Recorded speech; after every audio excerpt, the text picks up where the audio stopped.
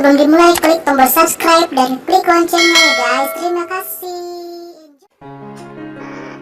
Assalamualaikum warahmatullahi wabarakatuh.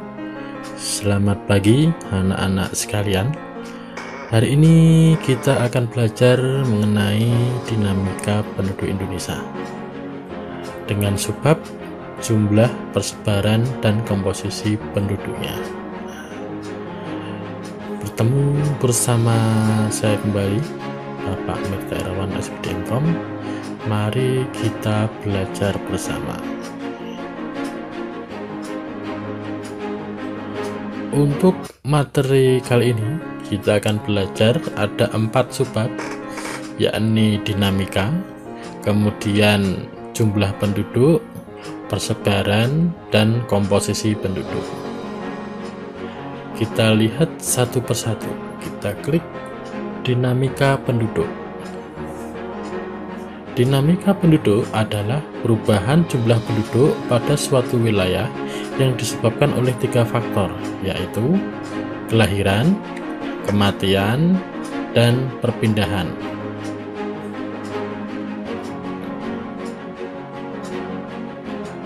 Untuk materi kedua, yakni mengenai jumlah penduduk Indonesia. Berdasarkan gambar di atas bisa kita lihat ada 2 grafik. Grafik yang berwarna oranye itu adalah perbandingan jumlah penduduk terbesar di dunia. Di situ bisa kita lihat bahwa Indonesia menempati peringkat keempat. Ini data tahun 2020 dengan jumlah 274 juta jiwa. Kita peringkat 4. Sedangkan untuk grafik yang berwarna biru itu menginformasikan tentang jumlah penduduk Indonesia setiap dasawarsa atau setiap 10 tahun sekali. Di situ bisa kita lihat untuk jumlah penduduk Indonesia tahun 2010 yakni 237 juta. Sekarang 2020 sudah menjadi 274 juta. Sangat banyak sekali. Dari 2 grafik tersebut bisa kita simpulkan angka pertumbuhan penduduk Indonesia sangatlah tinggi, sehingga perlu adanya kebijakan pemerintah yang mampu mengakomodir peningkatan kualitas sumber daya manusia Indonesia ke depannya. Jumlah penduduk yang besar bisa menjadi mempercepat kemajuan bangsa atau malah menjadi beban negara kalau tidak diperlakukan dengan benar. Itu menjadi tugas pemerintah kita, ya. Jangan sampai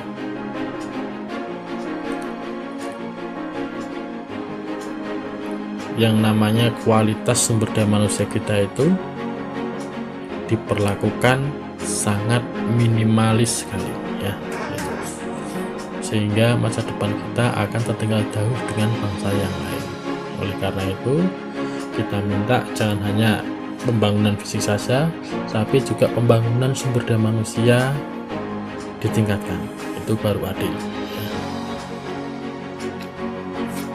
Menginjak ke materi yang ketiga, yaitu persebaran penduduk Indonesia. Di situ kita lihat ada peta persebaran penduduk, peta persebaran kepadatan penduduk tahun 2018, ya. Dari keterangan di peta tersebut bisa kita ambil bahwa Pulau Jawa, Pulau Bali, dan sekitarnya jumlah penduduknya sangat padat sekali dibandingkan pulau-pulau lainnya.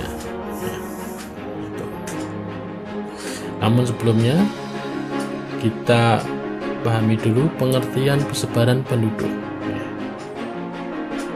Persebaran penduduk adalah bentuk penyebaran penduduk merata di suatu wilayah atau negara, apakah penduduk tersebut tersebar merata atau tidak. Itu tadi persebaran penduduk atau distribusi penduduk.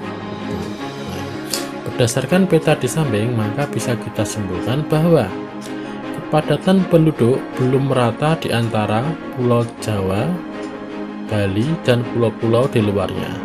Hal ini mengindikatorkan bahwa Jawa Bali memiliki sumber daya yang lebih baik, yakni sumber daya fisik dan sumber daya manusia. Ini tugas pemerintah yang kedua, yaitu supaya penyebaran penduduk merata, maka pembangunan juga harus merata, ya. Tidak hanya bangunan fisik, tapi juga pembangunan sumber daya manusia. Kemudian materi yang keempat, yaitu komposisi penduduk. Komposisi penduduk adalah pengelompokan penduduk berdasarkan usia, jenis kelamin, mata pencaharian, agama, bahasa, pendidikan, tempat tinggal, jenis pekerjaan, dan lain-lainnya. Di sini kita ambil contoh jumlah penduduk Indonesia menurut kelompok umur. Ini berdasarkan usia atau umur. Ada gambar piramida penduduk yang berwarna kuning itu adalah laki-laki, yang berwarna hijau itu adalah perempuan. Kemudian di samping kiri itu ada data berdasarkan usia atau umur 5-9, 15-19, dan seterusnya. Kemudian di grafik bawah itu adalah jumlah penduduknya, 5 juta, berapa itu? 5 juta, 10 juta, sampai 15 juta, ya.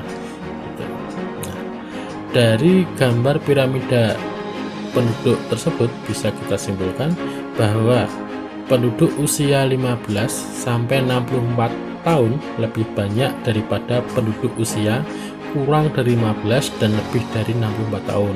Ya, ini kita bicara piramida penduduk Indonesia, sehingga diasumsikan ketergantungan akan semakin kecil beban dalam menopang kehidupan penduduk usia non produktif, sehingga di Indonesia itu jumlah penduduk produktifnya masih besar dibandingkan jumlah penduduk non produktif, sehingga tidak terjadi ketimpangan dalam menopang beban penduduk yang jumlahnya kecil tadi, yaitu yang usia non produktif. Untuk materi ini ada beberapa literatur yang saya ambil, kita lihat di sini. Untuk teks siswa, kemudian Wikipedia, kemudian untuk image, untuk gambar saya ambil dari dokumen pribadi, kemudian Freepik, kemudian kata data indonesia.id, dan Udinus, soundnya free sound. Terima kasih, itu saja yang bisa saya sampaikan saat ini. Kita berjumpa lagi pada pembelajaran dinamika penduduk Indonesia yang kedua berikutnya. Assalamualaikum warahmatullahi wabarakatuh.